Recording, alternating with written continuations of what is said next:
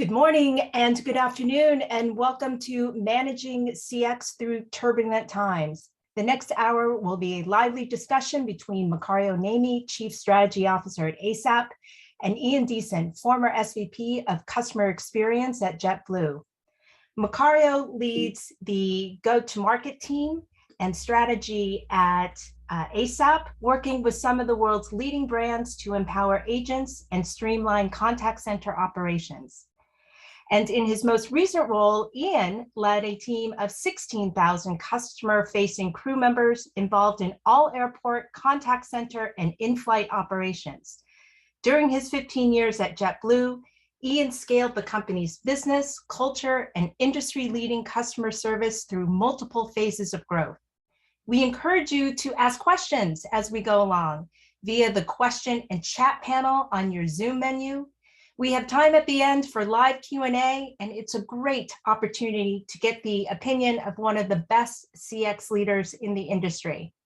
And with that, I'll start first with Macario. Macario, good morning.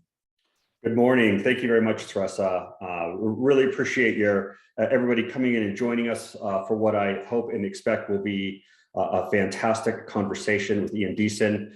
For those of you who are not familiar with ASAPP, I just want to take just a moment to let you know a little bit about who we are and what we do. We're a software organization founded several years ago, expressly with the purpose of using machine learning and other AI technologies to really elevate performance of CX teams, of contact center teams specifically, bring technology to the agent experience, to the customer experience, so that organizations can have extraordinary customer interactions across all the channels in which they engage. We're very proud of the companies that we serve today, and to understand a little bit about what we do for them, we provide multiple different types of applications and use cases, including real-time agent assistance, by being able to provide agents with exactly what they need to know and say at any given point in the conversation, quality management, and be able to drive up performance of the organization as a whole, speech analytics and understanding the voice of the customer and what is actually transpiring across all of your interactions. One topic we'll talk a lot about today is the moving interactions more and more to digital engagement channels. Ultimately, not just improving efficiency and productivity for the organization, but also improving customer satisfaction and driving up some really delightful customer experiences. So today we're going to hear a lot about how JetBlue has used technology such as ours and optimized processes to deliver customer experiences. And we'll talk a lot about their move from 80% voice interactions to 20%, to 80% digital interactions without sacrificing customer satisfaction. And they're doing some amazing things along the way. But JetBlue is actually just one of the many customers that ASAPP serves and has had the privilege to partner with on this journey.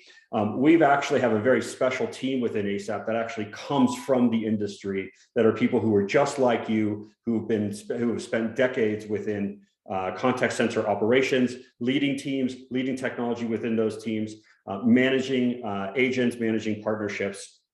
And so for those of you in the audience who are looking at working within budget cuts, double-digit attrition rates, agent absenteeism, opportunities to improve customer experiences and employee experiences, we encourage you to reach out and spend 30 minutes with one of these three gentlemen that you see here. Our team of practitioners, they spent their entire careers just sitting in your shoes. They work directly and intimately with our customers today and can share a lot of their own experiences that they've developed working across brands such as Apple, Samsung, Verizon, Dish, Citigroup, and more. So at any time during the webinar, feel free to reach out on chat and let us know if this is something you're interested in. Send a follow-on email at ask@asap.com. So let's get on with the show. I'd really like to introduce our featured guest and have him join us, Ian Deason. Thank you so much for joining us today. It's wonderful to have you. Thanks, Macario. Great to be here. Excellent, excellent. Well, I hope this is going to be a fantastic conversation going back and forth. I encourage everybody in the audience as we're engaged, please submit questions via chat and Q&A. We're going to make this as interactive as possible. You know, I mentioned a little bit up front, one of the key initiatives that I know ASAPP supported you on was the move in interactions from what was largely a voice-dominated contact center to becoming more and more of a digital interaction contact center. And the general rule was like, we were going from 80% voice calls and 20% digital interactions such as chat and Apple Business Chat, and we want to flip that. That's a pretty audacious goal for a company, right? Would love to have you tell us, first off, why did you set that out as your vision? Sure. So I think it's, maybe we just stepping back. And by the way, just nice to be on here. I really appreciate the opportunity, Macario, and great, always spending time with you and the team. I saw on the list of potential attendees a number of former colleagues of mine, and so for those who I've worked with before, just great to be with each of you again, and then for those who are on the this webinar, who are just in the trenches, fighting the fight today. It is so incredibly challenging. I think even for you to take this time out to pause and think under such a tremendously stressful environment, I know is hard. So thank you for taking the time. So JetBlue's story is I think quite well known in the industry. But when we started out, there were always misconceptions about where we, as a business, and this is back in 2000, we sort of pioneered this new thing, voice over internet, and it allowed for these stay-at-home, crew members, our contact center crew members, but stay-at-home agents, and that was never a low-cost model. That was actually about the same cost as having contact centers, but it was high service, and that was what we were going for at the time. It was all about just extraordinary customer experience. We had pioneering leaders such as Frankie Littleford and others who had just knocked it out of the park in terms of setting the culture up for that model. But then for a long time, we were technology laggards. When I say we, I'm no longer with JetBlue. I'm no longer affiliated. I officially left at the end of last year. So apologies, it's still hard after 15 years. I'll say we, I mean JetBlue, but I'm not affiliated with JetBlue at this time. Very understandable. But at JetBlue, for the longest time, there was a hesitancy, a sincere hesitancy to put any technology in. Because the culture that was developed at the contact center and the experiences that were being delivered were extraordinary, and I think that it was looked at that the contact center was just this amazing marketing channel for JetBlue, and so it was not. We were in 2016, 2017 when we started actively looking at technologies in the space. We had several misstarts with partners that maybe did not provide what we had hoped, but then we were able to hit on, and again, it was with ASAPP. I don't think this is designed to be a commercial with ASAPP. JetBlue has gone deep with ASAPP end to end on the platform, but we were able to partner with ASAPP before COVID hit. And when we got into COVID, it was a combination of cost pressures and then a moment in time where the inherent pressures on the contact center were low, where we actually said, if we're going to ever do this, if we're going to ever shift out of these channels, really give our agents time to experiment and train up and go there, it's now is the time. And so that was really that was the time when we created what would have been an extraordinarily dramatic shift during normal operations. I think during COVID, this would have been considered a one of many significant shifts that a business will make. But we made the directed decision, this sort of company-wide, to shift our contact center to go for a goal of what at the time was 70 to 80% digital interactions from where we were, which was substantially less. So quick, when you said at the time, especially at the beginning of COVID, you said this somewhat nonchalantly, the cost pressures were high. I think it's probably fair to say for the airline industry across the board, it was a little more than just a little high, right? Was it something like 90% of the airline revenue across the board? Not just speaking for JetBlue. Yeah, well, that's April. I know. So there are many there are other airlines around here. So for JetBlue at the time in April of 2020, we went to 3%.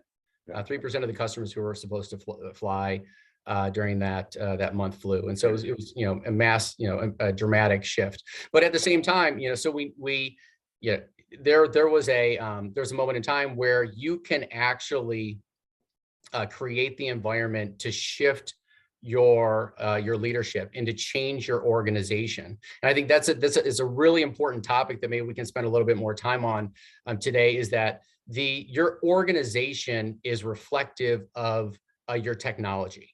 And over time, that org is a resilient body to the existing technology. And so I think as leaders come into start looking at changing technologies, it's often to fit in a similar org model. And that's we at JetBlue, we had stepped into this situation before and made some mistakes along that end. And so I think that the COVID opportunity and to make such a dramatic shift was both related to the improvements in the technology, where we didn't see we didn't think we could do it without sacrificing the customer experience. And up until that point, we always thought we were going to sacrifice something in the customer experience. But combined with that, it was a moment in time where we could shift the organization and away from into a model that would support this new technology.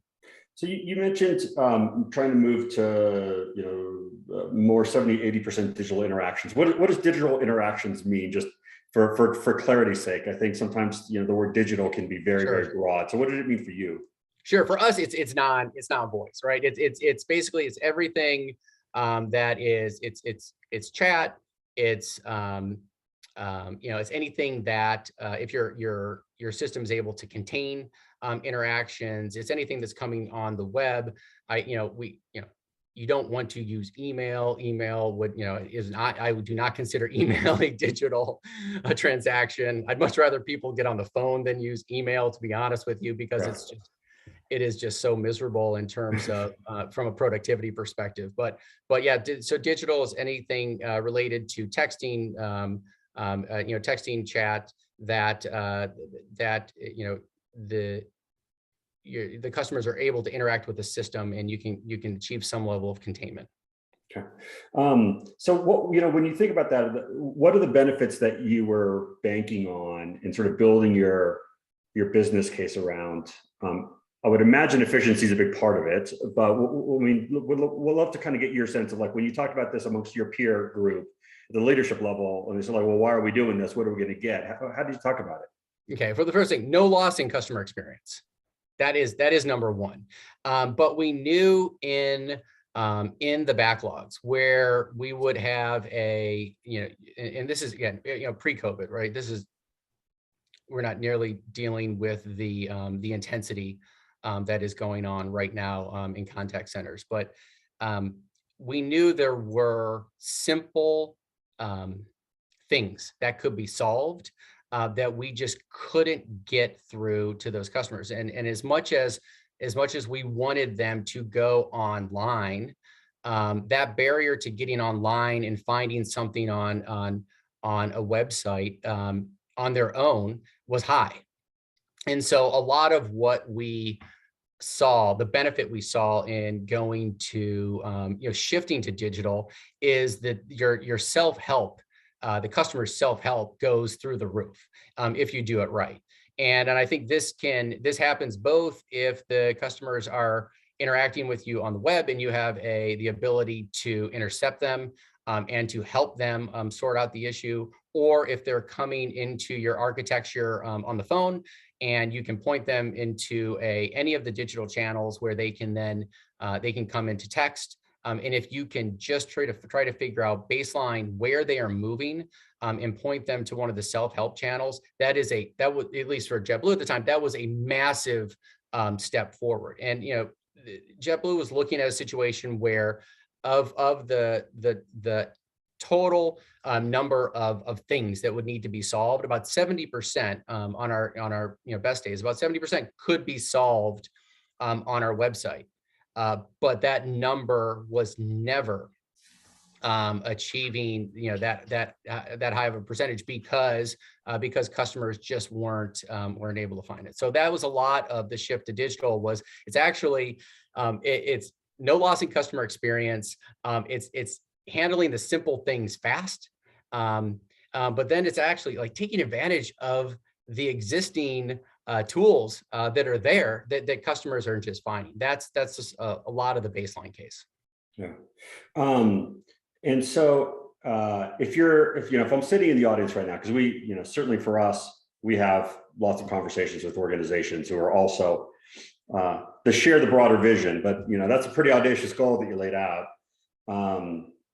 What is it that you did to learn from how? By the way, you're saying it's audacious. And the team, the team has continued, right? As it's, I mean, they are a long way toward that goal. So, and I think what's been most exciting about achieving, at least for us, getting past that 70% level and beyond, is that there are new tools that actually are helping to automate a workflow in that stuff where you are across 3 or 4 different systems. And you can actually improve the agent experience dramatically to take what was a 90-second or a 90 to 100-second kind of interaction and to simplify that down to 30 seconds. So I think even in the time since we launched with ASAPP, there's been improvements that get at that stuff that we weren't even envisioning that we could tackle at launch. Would you mind just giving a couple of examples of that, or an example of that? So how do you because right now we talk a lot about providing self-service for the customer. Right. Great part of the business case. It's a great experience for the customer if they can find it. And that's kind of the key challenge, is allowing them to find it. But then you kind of also just talked about the agent experience. It's like, if we could somehow make it a lot easier for the agent to have to do less work to be able to satisfy. Yeah, okay. So I think it's all about the agent experience. All right. So my DNA is based on if you take care of the crew members, if you take care of the people who are on your teams, inherently they will take care of the customers. I mean, from a talent perspective, you've already screened for people who like to help customers on the way in. Yeah. And then all of a sudden they land and it's like, oh, didn't I tell you that there's actually not 2, but there's 4 systems that you have to do this amazing pirouette as you're balancing through systems and keeping the customer engaged on the phone or digitally as you're doing this to try to solve their issue. No, you don't. That's not how you sell people to come into your contact center. Not pre-COVID, not today, right? So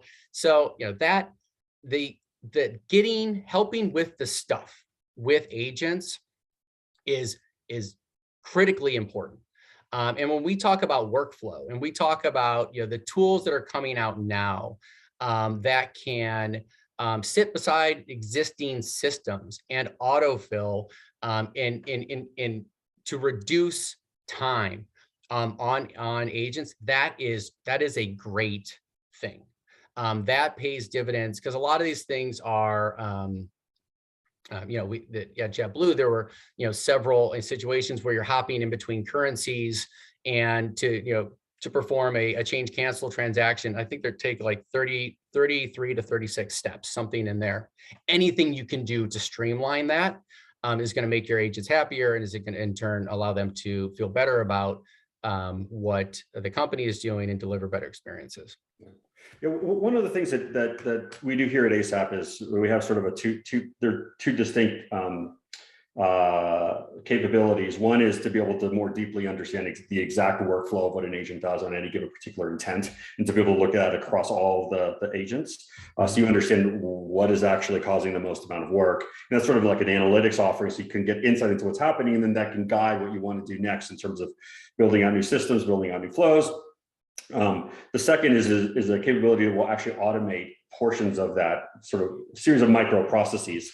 And I know that wasn't always available at the time we initially started working with JetBlue. No, that's new. No, that's new. And all the modular components are new as well. And this has been this has been a significant shift in the industry. And I know ASAPP has gone there as well. But when we first started talking, it was a platform change out. And that was a really hard thing, an incredibly painful thing for our IT team to think about, and for crew members and crew leaders in the company to tackle. And I mean, we can talk a little bit about that and how we started with that. That's why that's at its core why we started with Apple Business Chat. But I think today, and I think for the leaders who are on this call, there is a modular approach where you can actually play in this space in a light touch fashion. And you can get to know like ASAPP and the technology partners and do your own experimentation. And what I would just say there is that you will see quickly who the leaders are. And you have to do your homework, and you have to go there. But the modular approach allows you to build a case that isn't a complete change out to actually and to show benefits in a short amount of time, which can lead to much larger things. None of that was available just 3 years ago. Yeah. I know with some of our companies that we support today, a lot of times they'll start with just taking away elements of like after call work, like summary notes, being able to automate that and getting a higher quality disposition, being able to do some degree of analytics and insights because it's now of a high quality, being able to automate, automatic composition of chat replies, things of that nature are all really simple and fast ways. And this is just 3 years ago. Just 3 years ago, we couldn't do that. Yeah. So, and those are all fantastic ways. And I'll pause for a moment and encourage those in the audience to submit questions for Ian. Happy to kind of dig into them as we go. We bounced a couple different places and started talking a little bit about the benefits to customers, and we talked about some of the benefits to the agent and agent experience. One of the questions that came in actually was just to understand a little bit more about how intent detection works and how that translates to an easier sort of customer advisor or customer agent interaction. Obviously there's a technical answer on that, which I'm happy to take on. But how do you, when a call comes in, when a chat comes in, being able to immediately understand what is that call about?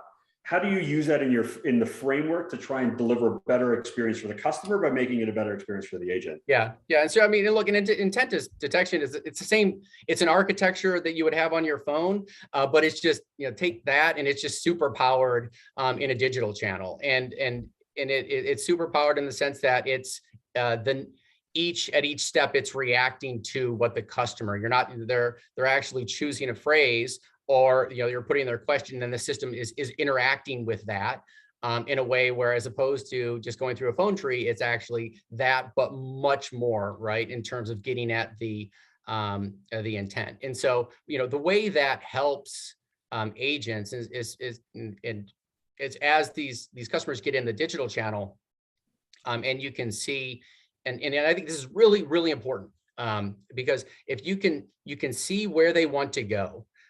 And then there are technology partners that allow you to then grab that customer if they're spinning, and to pull them into a customer agent relationship. Or there's other technology providers that are just going to keep spinning, or they'll get to the end and they'll say, can you contact, you can contact our customer service, right? That scared the hell out of us. If you get like spin, now call. It's kind of like chatbot. That's like, oh my God. Right? You're just like, that's the worst. That's just, you don't want that. That's, if you think about it, it's so terrible. It's just so terrible. You have just made me spin. And then you're telling me to call someone. And most likely that when I call someone, they're going to have no idea that I just spun. So now what have you done? You've only decreased the agent experience. You've made their lives harder by putting that bot. I'm not a fan of bots. FYI, I'm not a fan of bots. But if you have the right technical solution and you can grab the customer, it's the intent. It's everything that has happened, and you can see the history as it comes into the agent.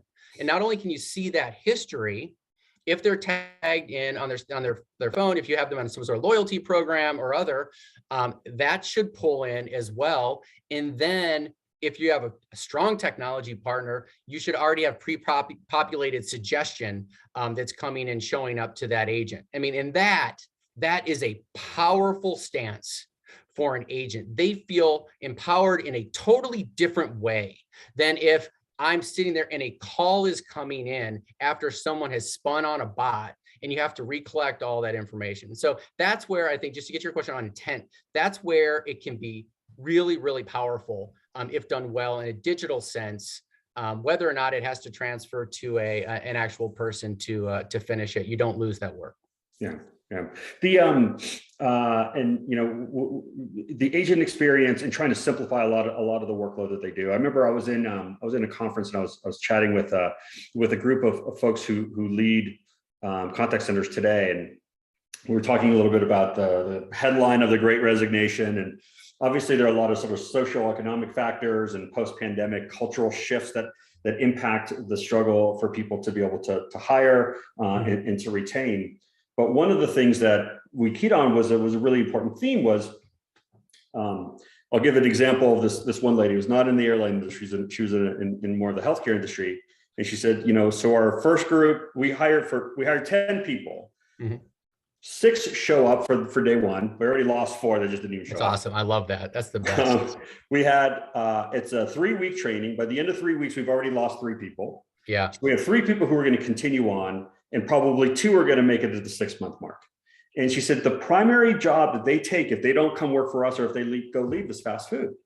And in their case, they were paying basically roughly minimum wage, roughly the same, right? $20 an hour. And it's a low stress job. And handling customers is a very high stress job. And you kind of talked a little bit about that earlier about, we hire for people's ability to handle kind of these high stress situations. Stress coming from the customer and the customer's anxiety is just part of the nature of the job. Yeah. How did you, and I know JetBlue and the way, you're using agents today in our conversation, you never used agents before as crew members, and it's a really I'm trying. Culture. It's still hard. It's still hard in language, right? But it was a real strong culture of employee and agent. I'm trying to say employee and agent, and it's still hard.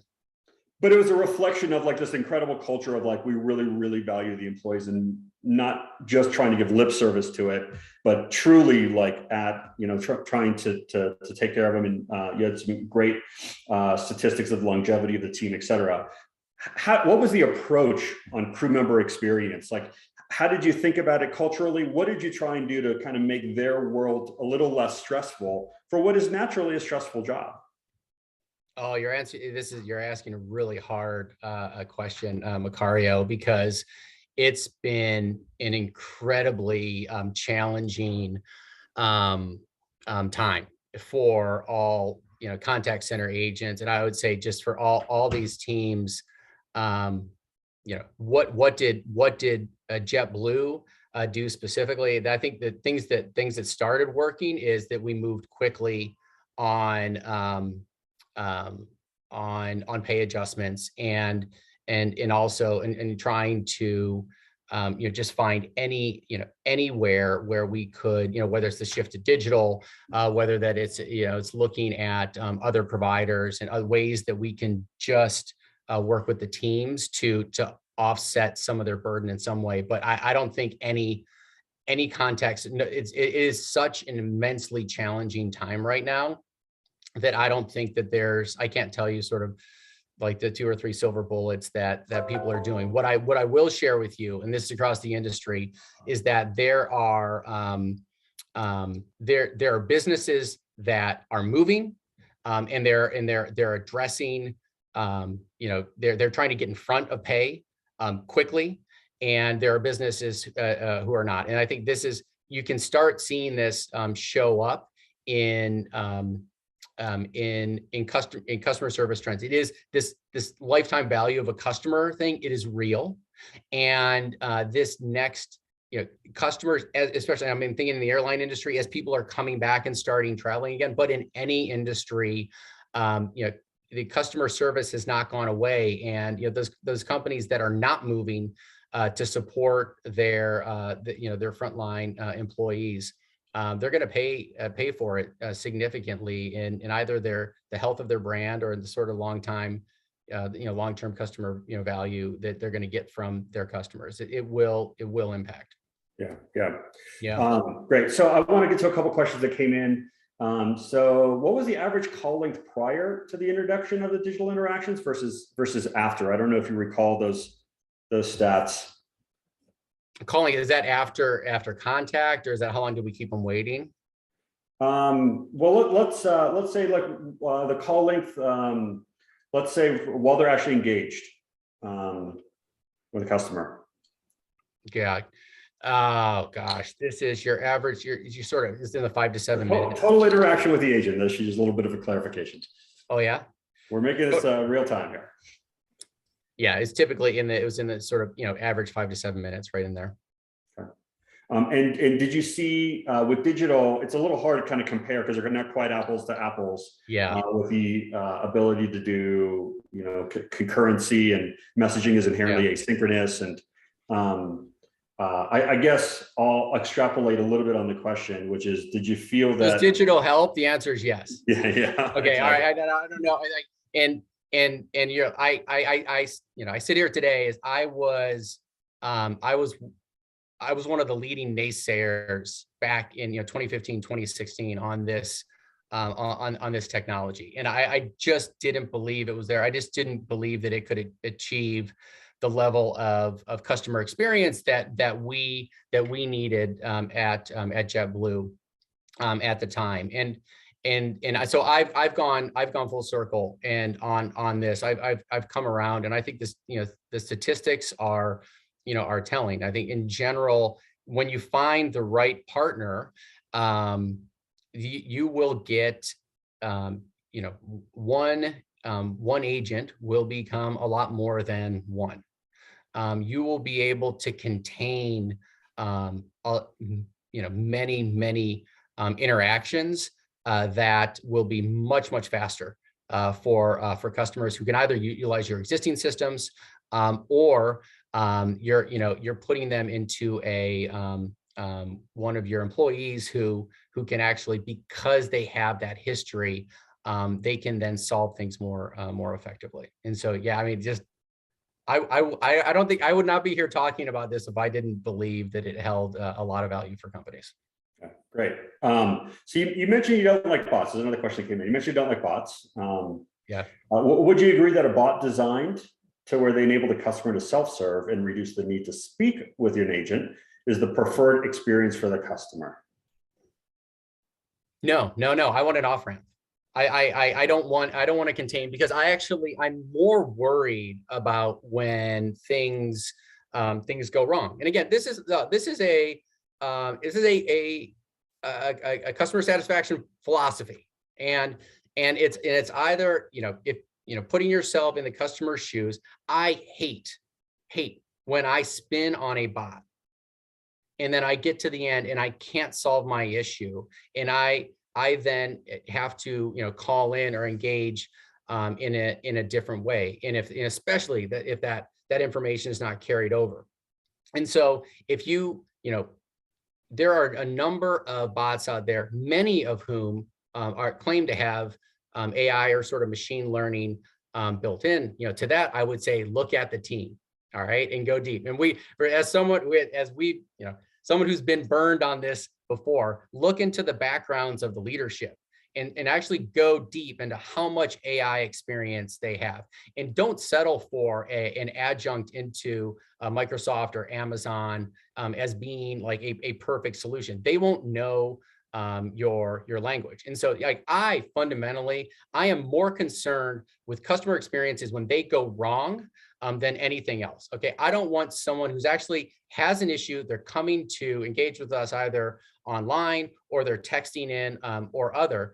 And if we can't capture them and ensure that every one of those interactions is successful, well, that's an issue. And so that I can talk all day about bots and why I think they're just such a cop out. And I think finance teams love them because you just plug it in and then no one has to deal with it, right? And everyone's you'll oftentimes you don't see you don't see the destruction that's taking place with the customer experience, but it's happening. It's happening. Yeah. Well, one of the things that there's bot lovers out there, big hug. All right. If there's bot lovers out there, I don't know what to say. I like, one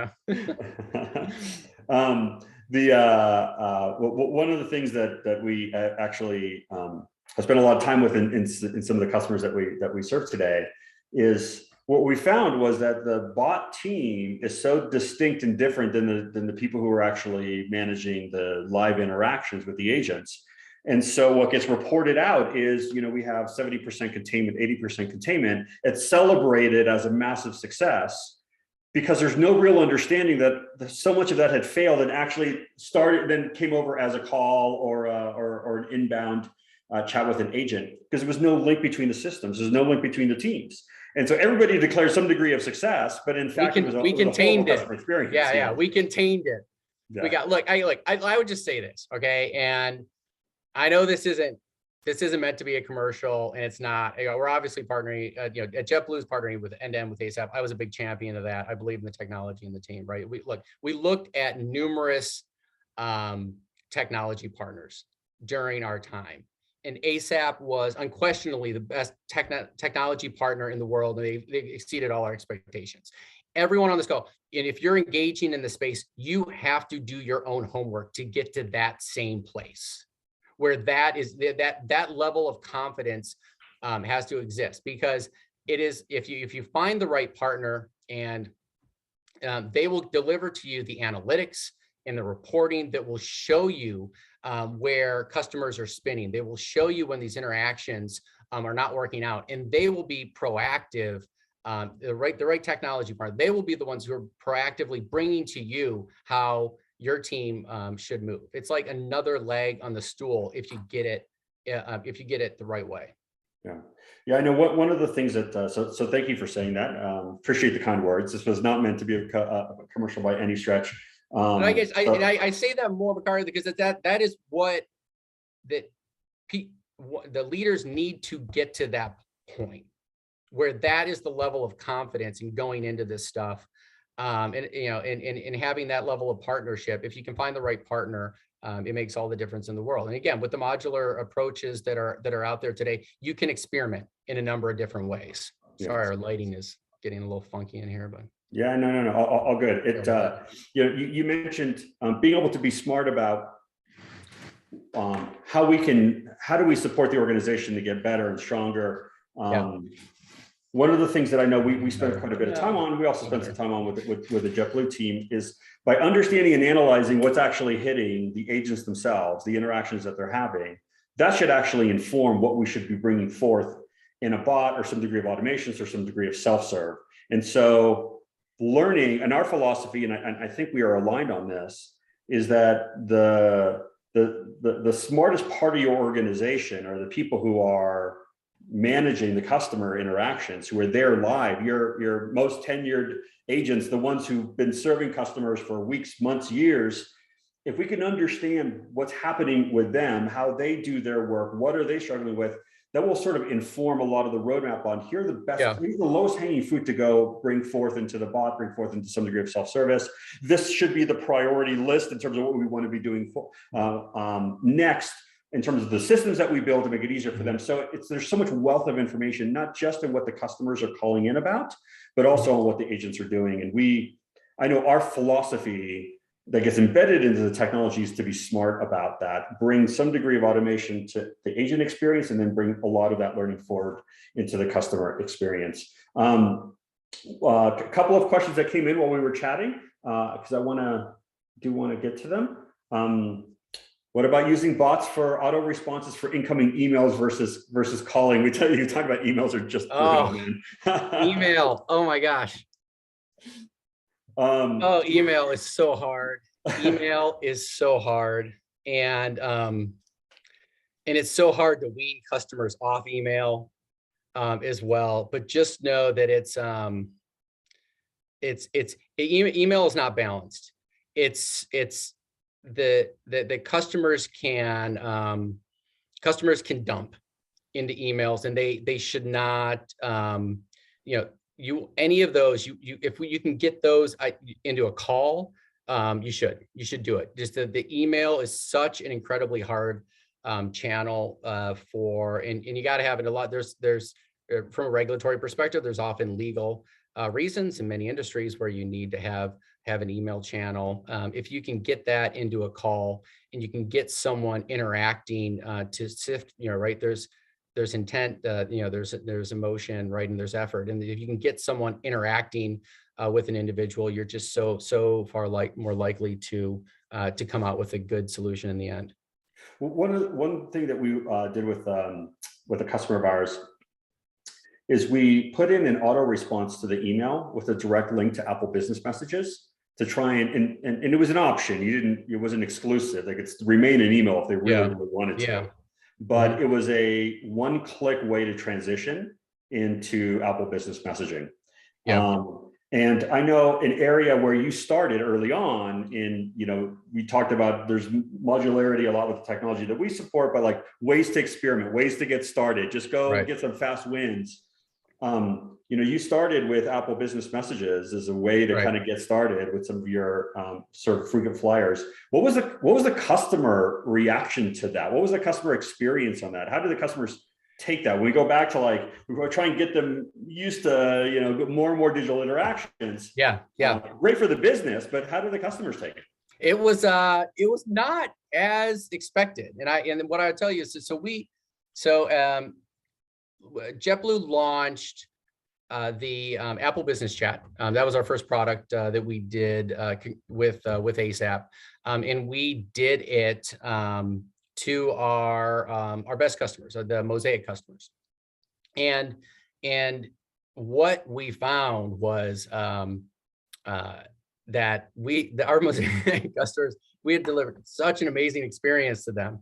And typically they were waiting for, oftentimes it was 1 to 2 minutes, but typically it was less than 1 minute that they're waiting for, not just a frontline crew member, but a highly trained a crew member who can handle, what are the Mosaic customers for JetBlue. And so it was hard to move customers, our best customers, off of that. I mean, that's something that it is hard to compete with. But what we found was the customers who actually preferred text, they moved there and they didn't come back. Once they were there, the customers found it easy to just, they would have a specific, they're flying us every week or two. They would have a specific thing that they can search in their chat and grab and then copy and then paste. And so for them, that's a really fast interaction. And in addition, I mean, from a company perspective, for those, I don't know who have used Apple Business Chat before, but I mean, your brand is sitting in one's messages along with their friends. There's nothing better from a brand perspective. It feels so personal, and there's a knock-on benefit for that relationship. And so, but yeah, it was definitely hard to wean our best customers off of this sort of excellent service that the crew members have been delivering. Yeah, great. A question came in. Do you see a link between the usage of AI tools by agents and their attrition? And I'll go even further and not just make it about attrition, but just employee happiness, employee engagement. What did you see as you started to roll out some of these kinds of technologies to the crew member population? What was their reaction? Yeah. So I don't have the data on attrition. That's a really good question. It actually gives me an idea. If there's anyone on for the JetBlue team, you should go study that, right? That's a great thing to study, or anyone else. It's a great question.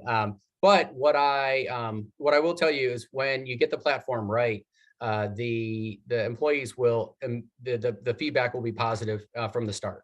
It won't take a long time for them to to get used to the platform. And I think in general, the suggestion that's coming through from an AI solution that is working, crew members will feel that it's kind of like a wind behind your back when you're walking. It's helpful, and it's just a level of support that as it gets better and better, you don't realize how good it is until you take it away. Yeah. And then you can really tell. But that's, I think, from the get-go, though, when you'll hit on the right solution, the employees will they'll tell you immediately. It won't take long. Yeah, great. Question came in. Looks like this one's actually probably more for me. Does ASAPP customize the predictive responses per agent? I love that you can customize natural language per agent. The answer. So thank you for the question. The answer is yes. It actually kind of ties in nicely with a little bit about what we're talking about with agent experience. Part of the quality of a contact center agent is also bringing their own humanness, their own empathy, their own personality to the engagement, right? So when people speak to a person representing the brand, they're speaking to a human, and they want to feel like it's a human thing. So you can't be robotic. And people express themselves as humans. We all express themselves differently. And so how I may say, thank you for being a valued customer, may be slightly different than how Ian may want to say, hey, thank you very much for your longevity and working with us and being part of our extended family, whatever it may be. And so part of what we've seen and experienced in quote unquote generic quote AI tools out there is that it becomes very rules based and very robotic. And so floating up canned responses, we see adoption and utilization by some agents for these technologies is relatively low, because it doesn't reflect how they want to be empathetic or how they want to discuss with the customer. And so can I comment on that quickly? Yeah, please. Just like in that the big difference for individuals on the call who are facing sort of technology provider decisions is, are you going to partner with a solution that has a sort of is tied into AI through a larger company, think like an Amazon or a Microsoft or other, or are you going to try to go with an individual provider that is more deeply integrated in your system? Okay, and I think it is very hard to learn the language of one's business if you're going with an external provider. And I think that's a big break, at least as we were looking at technology providers. That's something that definitely hit for us. Great. So two areas. I know we're coming up soon to the top of the hour for us. Two areas that I'd love to kind of dig into a little bit. One is, we spent a lot of time talking about digital interactions. We'd love just kind of get your take on the voice channel, the voice experience for the agents, voice experience for the customers, and some of these technologies, and how do you think about them? So that, and then obviously, we talk, you led customer experience for JetBlue. Customer experience is not just contact centers, although that has been the focus of our talk today. Love to understand a little bit more about how you think about the contact center in the broader scheme of the whole customer experience, including airports and flight, et cetera. Yeah. So we'd love to kind of dig into those two areas. Okay, well, we start just quickly on voice. I think, while look, I'm partial to voice, I love voice. If you're not grooming people toward a digital future, then I think that is not a good place to be right now. And I think where the best spot is probably to find an area where crew members can be ambidextrous across both voice and digital. Get ready, because by the way, when you do this, that statement will change your organizational structure dramatically. And it's not actually the frontline employees are not the ones who will push back. This is your supervisors and your other sort of mid-level leaders are going to hate moving there because that changes the escalations, that just fundamentally it changes the setup. But I think that having a team focused only on voice and having a team focused only on digital is the way of the past. And I think having employees that are ambidextrous is probably the right position to start really shifting in a meaningful way to digital, and also in doing so and preserving the customer experience. So that's my comment on voice. And this is someone who I would much rather talk to someone. I love talking to people, right? I just want to talk to people.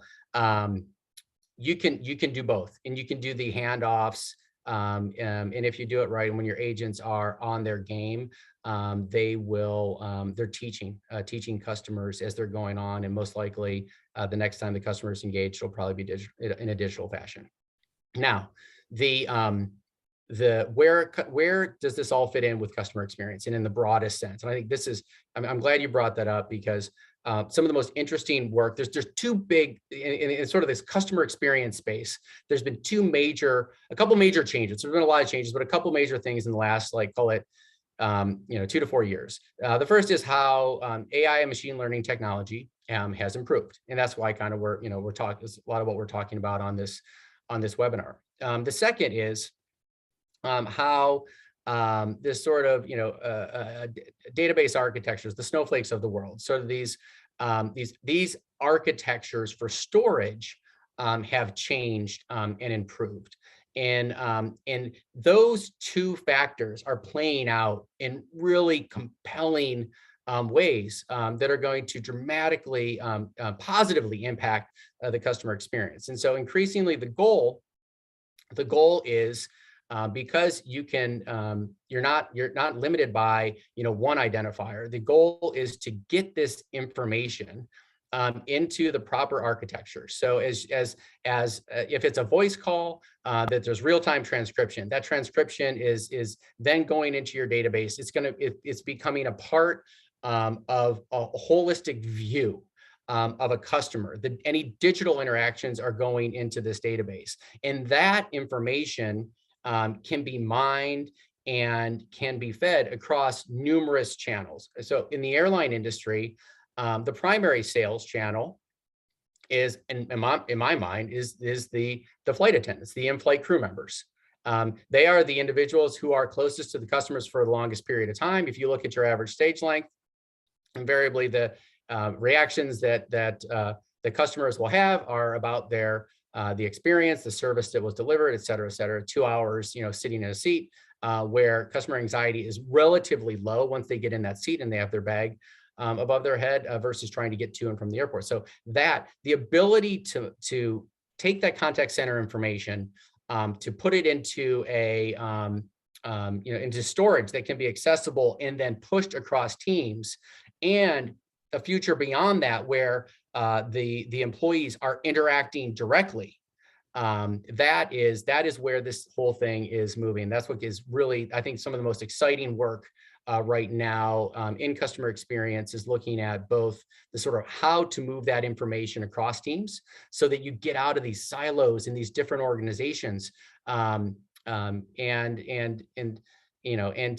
do that, to effectively, or allow people to grab onto that information and pull it in. Yeah. If you had to do it all over again, you started from scratch, and I would say all over again, not like 15, 20 years ago, all over again. I